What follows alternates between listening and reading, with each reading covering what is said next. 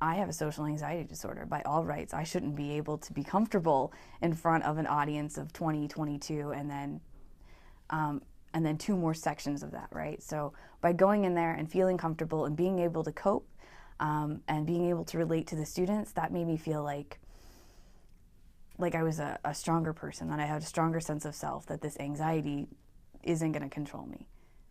It's something that came naturally to me. I was naturally good at it.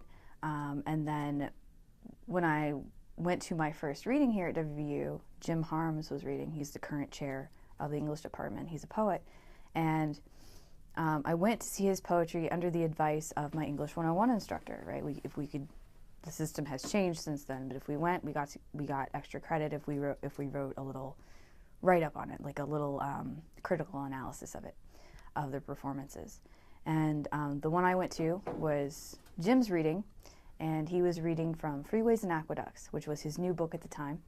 And I understood it. It was one of the first poems I'd ever heard and actually understood. It wasn't just some dead white guy in, these with the dropped letters and the rhyming syllables in form poems. It was plain language with a story, a narrative story that made sense in a poem, and it was something that I could relate to.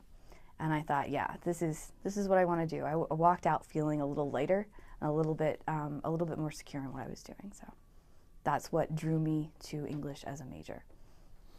I have a lot of stuff published. I have some stuff in Connotation Press where I was named emerging new poet, and that was back in March of last year.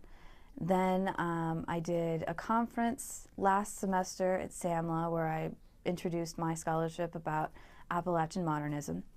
I have an upcoming publication in Longleaf Pine that should be out in the next month or so. I'm still waiting to hear back on a few things. I'll also be reading as a less hungry poet in the Hungry Poets reading this month, actually, at the Blue Moose at 8 p.m. on April 18th.